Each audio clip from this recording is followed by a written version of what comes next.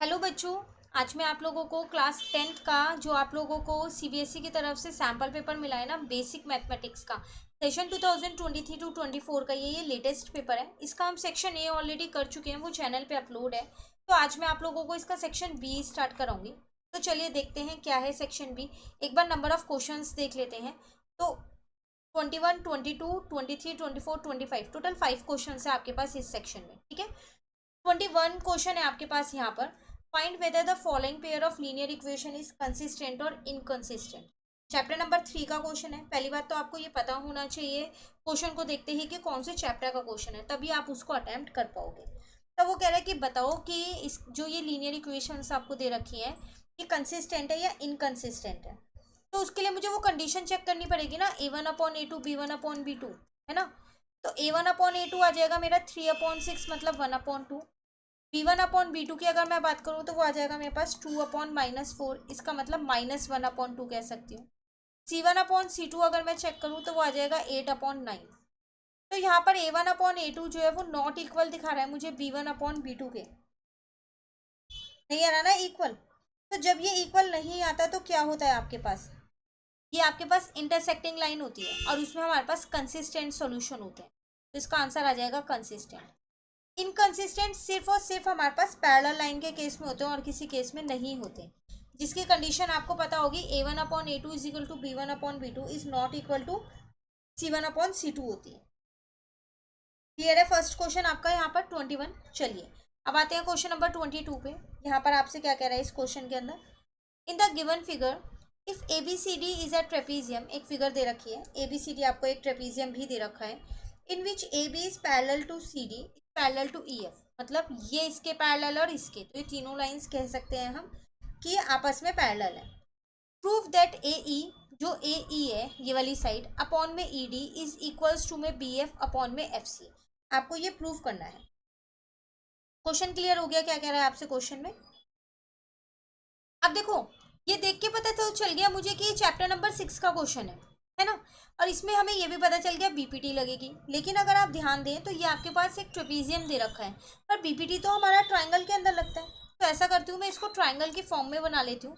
तो मैंने इसमें एक लाइन यहाँ पर खुद से ड्रॉ कर ली, ये स्ट्रेट लाइन है, ठीक है। आप बिल्कुल प्रॉपरली स्केल से अगर ड्रॉ करेंगे तो सीधी ही आएगी। आप इसे कुछ भी नाम दे सकते हैं यहाँ पर, इन जो नाम आपको क्वेश्चन में दे रखे हैं उसके अलावा दीजिएगा। तो मैंने इसको मान लो एम नाम दे दिया। अब मेरे यहाँ दो ट्राइंगल्स बन गए, एक बन गया मेरा यहाँ पर ए डी बी, ये पूरा एक ट्राइंगल बन गया, और एक ये वाला बन गया मेरा सी डी बी, ये पूरा ट्राइंगल बन गया। ठीक है, तो अब हम क्या करते हैं, यहाँ पर दोनों ट्राइंगल्स को यहाँ मैं अलग अलग दोबारा से ड्रॉ कर लेती हूँ ताकि मैं अपने उसमें बीपीटी लगा पाऊँ। तो ये हो गया मेरा डी, यहाँ पर ये हो गया मेरा ए, ये हो गया मेरा बी, और ये बीच वाली जो लाइन थी वो हो गई मेरे पास ई और एम। मुझे क्वेश्चन में क्या गिवन था, मुझे क्वेश्चन में गिवन था कि जो ए बी है वो सी डी ई एफ के पैरेलल है। तो इसका मतलब वो ई एम के भी पैरेलल ही होगा, है ना। जब ई एफ जो है वो पैरेलल है मेरे पास ए बी के, तो मैं कह सकती हूँ कि जो उसका हाफ पार्ट है वो भी तो पैरेलल होगा ए बी के, होगा नहीं होगा। तो फिर इसमें अब हम बीपीटी लगा सकते हैं, है ना अपनी। तो इसका मतलब मैं ये कह सकती हूँ कि जो ए ई है वो अपॉन में ई डी हो जाएगा, और जो बी एम है वो अपॉन में क्या हो जाएगा मेरे पास एम डी हो जाएगा, बाय यूजिंग बीपीटी। क्लियर। और इसको मैंने अपनी इक्वेशन 1 मान के छोड़ दिया फिलहाल। अब मैं यहाँ पर वो दूसरे वाला ट्राइंगल ड्रॉ कर रही हूँ जो ये वाला था। तो ये कुछ ऐसा बना हुआ है देखो, ठीक है। और ये बीच की लाइन है मेरे पास, ये मेरे को एम दे रखा है, ये मेरे को एफ दे रखा है, ये डी दे रखा है, ये सी दे रखा है और ये बी दे रखा है। अगेन अगर अब आप यहाँ पर देखो तो आपके पास जो सी डी था वो पूरी ई एफ के पैरेलल था। तो फिर मैं ये कह सकती हूँ कि जो मेरा सी डी है वो एम एफ के भी पैरेलल होगा।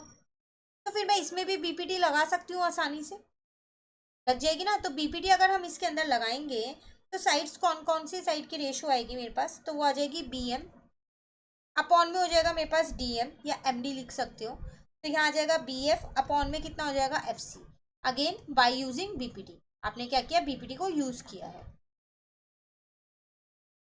ये आपकी हो गई इक्वेशन 2। दो इक्वेशंस आपकी निकल गई हैं। आपको क्या करना था, ए ई अपॉन ई डी करना था, is equals to B F upon में एफ सी।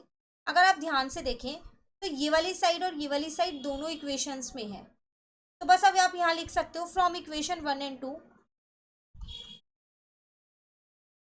तो आपके पास आ जाएगा ए ई अपॉन में E D is equals to में आपके पास आ जाएगा बी एफ अपॉन में एफ सी, और आपको यही प्रूफ करना था, हेंस प्रूफ। क्लियर? ये था आप पे क्वेश्चन 22। लेकिन अगर आपको ये क्वेश्चन नहीं आता है तो चॉइस में आपको एक और क्वेश्चन दे दिया गया है। वो क्या दिया गया है? In figure if A D is equals to 6 centimetre, ये 6 सेंटीमीटर दे रखी है, ठीक है, and B D is equals to 9 centimetre, A E is equals to 8 centimetre, E C is equals to 12 centimetre, and angle A D E is equal to 48, then find angle A B C. ये वाला angle find करना है। देखो, तो ये वाला angle कैसे find करेंगे? देखो, अगर मेरी ये दोनों साइड्स पैरेलल आ जाएं, डी ई और बी सी, तो मैं इसको कॉरस्पॉन्डिंग एंगल से कर सकती हूँ। तो पहले मैं इनकी रेशियोज अगर मैं यहाँ पर देखूँ तो मैं ये कह सकती हूँ कि A D upon D B अगर मैं चेक करूँ तो वो मेरे पास है 6/9। इसका मतलब ये कह सकती हूँ वो है मेरे पास 2/3। उसी तरीके से अगर मैं अपनी ये वाली इससे चेक करूँ ए ई अपॉन में ई सी, तो वो मेरे पास है 8/12, तो ये भी मेरे पास 2/3 है। तो इसका मतलब मेरे पास ए डी अपॉन में डी बी जो है वो किसके इक्वल है? ए ई अपॉन में ई सी के इक्वल है। तो कन्वर्स ऑफ बीपीटी लग रही है ना, बाय कन्वर्स ऑफ बीपीटी। तो मेरी ये दोनों लाइंस पैरेलल आ जाएंगी, डी ई जो है वो बी सी के पैरेलल हो जाएगी। अब तो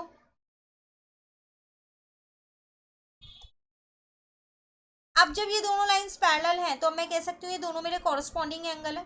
तो इसका मतलब मेरे पास यहाँ पर एंगल ए डी ई जो है वो बराबर किसके हो जाएगा? एंगल ए बी सी के। और वो कितना आ जाएगा मेरे पास? 48 डिग्री। फाइनली मुझे एंगल फाइंड करना था, वो यहाँ पर फाइंड हो गया। क्लियर? आज की क्लास में हम यही दो क्वेश्चन करेंगे, 21 एंड 22। अभी इसमें 3-4 क्वेश्चंस रह रहे हैं, इस सेक्शन के 3 क्वेश्चंस हैं, तो उनको मैं आपको नेक्स्ट क्लास में कराऊंगी। इन दो क्वेश्चंस में कहीं पर भी दिक्कत लगे आप कमेंट करके ज़रूर कीजिएगा। वीडियो आपको अच्छी लगे तो इसे लाइक ज़रूर कीजिएगा, अपने फ्रेंड्स के साथ भी इन वीडियोज़ को ज़रूर शेयर कीजिए। Thank you.